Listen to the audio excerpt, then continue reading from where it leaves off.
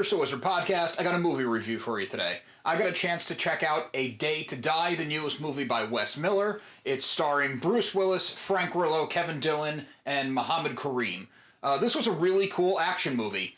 Being a lower budget movie, walking into it, I'll admit I was a little bit wary that the action would feel underwhelming or something you'd see on TV in like 2010, but it really goes above and beyond, and every dollar of whatever the budget was is on the screen and then some. So first and foremost, the action was really well done. It never looks like it's shooting around anything. It never looks like there's constraints in the action scenes because of the budgets. I mean, there's all-out war in the streets of the city. Cars are exploding. Helicopters are crashing. It's really cool, really well done. There is a little bit of CG, and at points you can tell it's CG, but there's nothing so egregious that it's like unforgivably bad. I mean, honestly, I think whatever CG they used looked every bit as good as what was in Marvel's Eternals just recently coming out. So you're comparing a low-budget movie to one of the highest-budget movies. And Wes Miller, the director, knocks it out of the park as far as the action's concerned. That may not be your main concern going into this movie, but being that it was an action movie and a lower-budget one, I wanted to make sure that was done right before recommending it, and it was.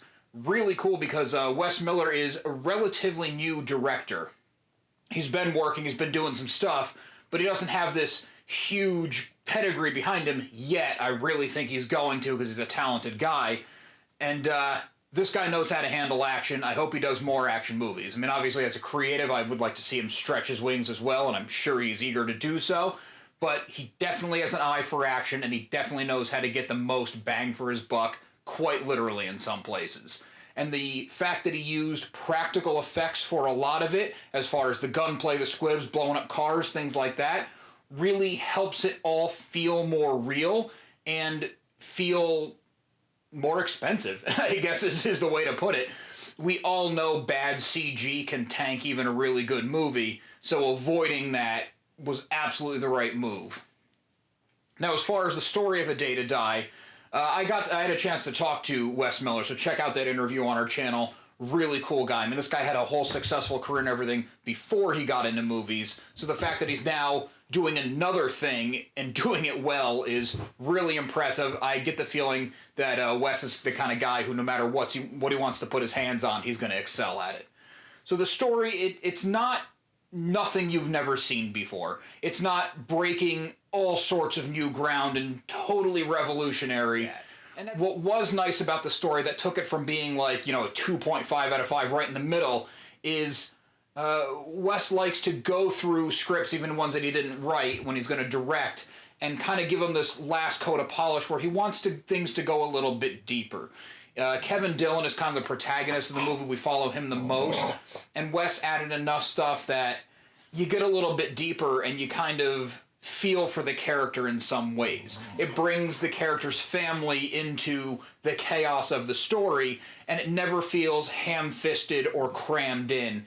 It kind of works. And it also involves Kevin Dillon's character, I'm sorry, I'm blanking on the name, his newly pregnant wife, not to give too many spoilers, it's kind of a mild spoiler, but she doesn't become damsel in distress just waiting for Kevin Dillon to come and save the day, and it also doesn't bring you a bunch of scenes where you're like, holy crap, enough of this woman tied in a chair, let's go see some stuff blow up.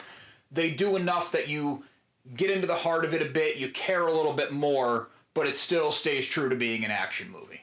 More credit to Wes, but he got to work with Bruce Willis and Frank Grillo on this one. These are two heavy hitters when it comes to action movies. I mean, which one of us did not grow up loving Bruce Willis, especially in action movies?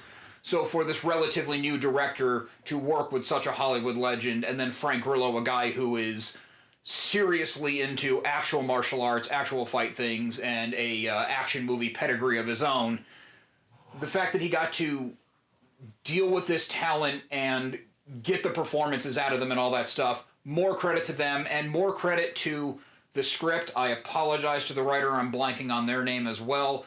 Another element that I really liked about the script that took the script from being this kind of middle-of-the-road thing with some cool action to elevate it, that elevates it a little bit further, is the fact that it does do the normal movie trope. It's every bit the movie you expect it to be as you're watching it, to a point. It has the team coming back together moments, which it's kind of tough to watch after that Rick and Morty episode. Not specifically A Day to Die, just that action movie or heist movie trope with everyone getting back together. That kind of made me laugh a little bit. So it does have those elements of it. Everyone does have their thing, and they're all kind of dealing with their baggage from the past that we get in the first scene, which we get to see, not delivered in exposition, which is awesome. But up to a point in the movie where it feels like, okay, here's the logical ending for this story that we've kind of seen.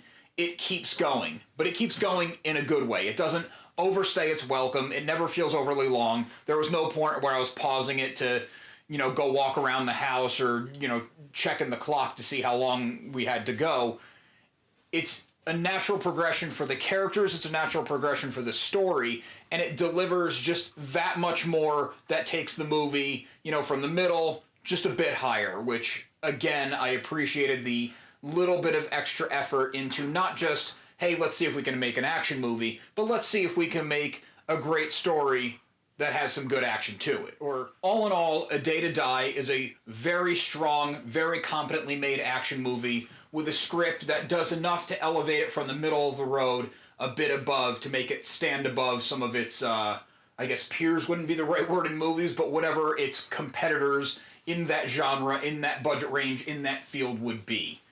Wes Miller, as the director, does a good job stretching that budget and putting every last dollar on the screen. Bruce Willis, Frank Grillo, Kevin Dillon all deliver great performances, and there's a lot of moving pieces without it ever feeling convoluted or messy, and you never get lost. A Day to Die is available now on VOD. I can definitely give it a recommendation if you're looking for something kind of cool, kind of fun with a high tempo to watch. A Day to Die is there for you. It also has a limited theatrical run. Right now it's in a bunch of major cities, so check your local listings if you're in a major city. I believe it's expanding, and it is going international soon, so for international watchers, keep a lookout for that. As I mentioned before, I did get a chance to talk to Wes Miller, and I also got to talk to Mohamed Karim, who's also in the movie and does some great scenes, especially with Bruce Willis. It was really cool for him to be able to go toe-to-toe with such a legend. So check our channel for those interviews.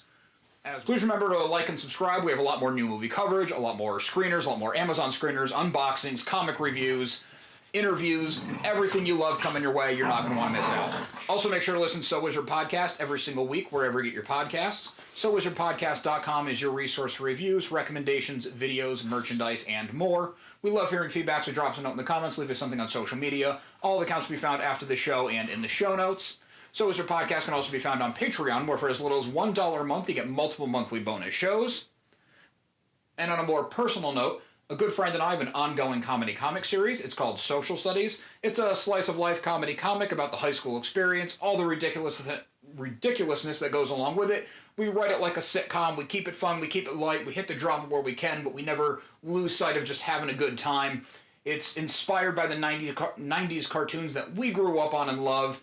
It's all in there. 8 issues available now. 9's coming any day. We've had some slowdowns from our printer, but there's tons of stuff you can already read. Check it out on socialstudiescomic.com. The first chapter is available on Comixology, and any day now on Comixology Unlimited, which we're very excited for. socialstudiescomic.com. Thanks.